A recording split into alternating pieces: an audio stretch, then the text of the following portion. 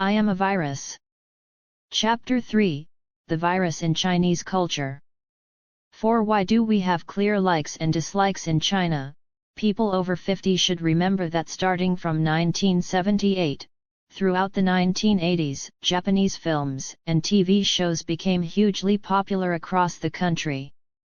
Movies like The Chase, The Homecoming, Blood Doubt, Volleyball Girl, Ashen, Zatoiki, Tora-san, and The Yellow Handkerchief of Happiness are just a few examples.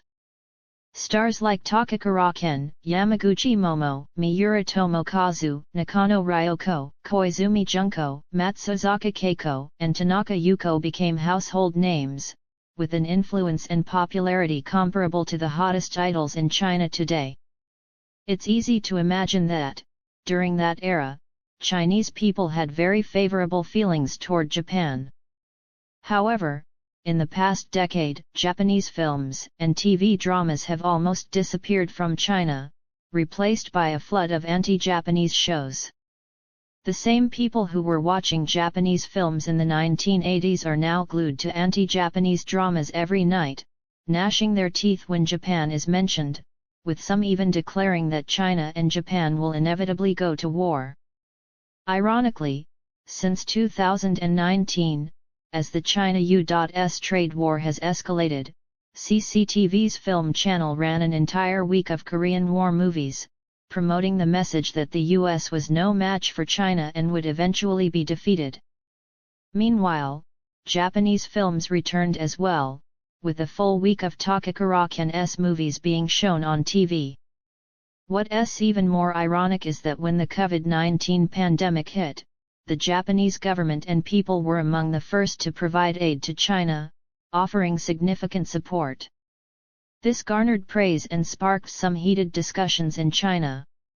It's rumored that several film production companies quickly complained, as the anti-Japanese films they had invested heavily in over the past year or two were suddenly banned by the government, leaving them with huge financial losses. This demonstrates that the majority of Chinese people's emotions, love and hate, are easily manipulated. Even though the general mood in the 1980s was one of China-Japan friendship, the Chinese government did not tell the people that since the establishment of diplomatic relations between China and Japan, Japan has consistently provided economic aid and loans to China.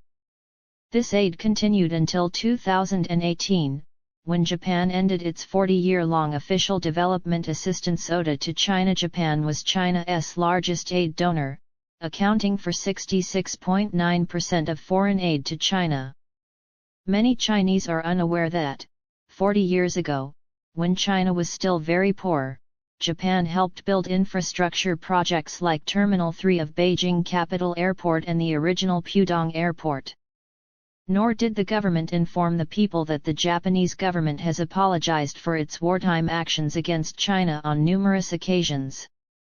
So why doesn't the government want to inform the people of these facts? The answer is simple: the legitimacy of this evil regime has always been built on hate. The CCP seized power by manipulating class struggles and hatred, continuously fabricating enemies to rally the public around, first by vilifying the American imperialists and later creating the revival of Japanese militarism as a phantom enemy.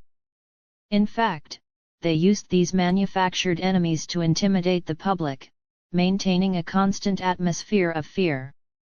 They needed to control the narrative, creating enemies to focus people's anger, and the people had to be kept under the illusion that only under the CCP's protection could they survive. Unfortunately, this tactic has been very successful. Some may wonder, if the government doesn't tell the people the truth, why don't the people seek it out themselves, especially with the widespread availability of the Internet? Indeed, in recent years, some insightful and objective Chinese individuals have been using facts to reveal the truth, such as demonstrating that the idea of the West fearing China's rise and trying to contain China is unfounded. They cite examples like the U.S. founding Tsinghua University in China 100 years ago, the Flying Tigers helping China during World War II, and numerous other acts of American assistance to China.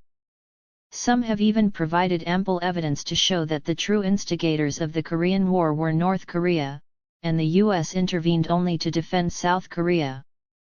They've been trying to tell the Chinese public the truth. But these truths are usually quickly censored on the internet. Even if they aren't, these individuals are often met with severe backlash, mockery, and accusations of being puppets of foreign forces. Many of these individuals are not part of the so-called 50-cent army government-paid internet commentators. They are genuinely skeptical and opposed to the narrative put forward by the government. In China, the Communist Party's control is certainly one of the reasons behind the widespread hatred of the United States and Japan. However, I believe that the hatred among Chinese people cannot be fully explained as mere manipulation. There is an unspoken joke in China: if the party tells us to hate someone, then we will hate them. While this may seem like just a joke, it actually reveals something deeper about the essence of the Chinese people and their national character. Let us analyze this from a different perspective, and we'll quickly realize something crucial. Given the party's strong control in China, why have we never heard the reverse? If the party tells us to love someone, we will love them. Even the countries that the Chinese government constantly tells the people are their old friends have not received a positive reputation from the public. You can try this for yourself. Ask any Chinese person which country or ethnic group they like, or which one they have positive feelings toward. I'm sure most people would hesitate, think about it, and not immediately give an answer. In my memory, the way Chinese people refer to people from neighboring countries has never been positive. Koreans are called Goryeo sticks, a derogatory term. Japanese are Japanese devils or Little Japan. Indians are called Asans, and Russians are Mazi. It seems that, as a whole, we've never truly liked anyone. Of course, giving foreigners derogatory nicknames is not unique to China. What this article aims to highlight is that, aside from love and protection for family, clan, and blood relatives, hatred is the central theme of the Chinese mindset. Chinese people believe that there is no such thing as unconditional love in this world, but any inexplicable hatred is understood. This can be easily explained: while China now has towering skyscrapers, the mindset is still rooted in an agrarian civilization. From ancient times to the present, we have seen only zero-sum games, where we believe in the zero-sum theory. One party's gain inevitably means another party's loss, and whatever one side gains, the other side must lose the same amount. The total balance remains zero. Hence, the world is seen as a closed system. Wealth, resources, and opportunities are limited. The growth of one individual, region, or country's wealth inevitably means damage and plunder to others.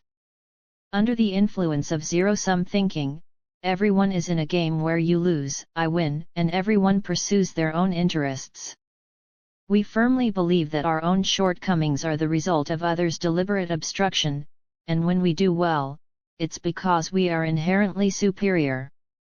This arrogance prevents us from seeing that we are actually the biggest beneficiaries of globalization. For the past 30 years, while we have benefited, we have also constantly believed that others have never ceased to suppress us. We firmly believe that others must envy us and will do everything they can to ruin our success. Ultimately, this reflects the backward and stagnant nature of Chinese values, with the Communist Party simply reinforcing this survival of the fittest or evil evolution theory. Without the party's control, there would be no love between provinces in China. This was clearly demonstrated after the outbreak of the Wuhan COVID-19 pandemic, when people from Wuhan faced significant discrimination across China. This shows how deeply the Chinese people lack education in love. Hatred ignites quickly, and it doesn't matter who the next target is, as long as we are given a reason to hate.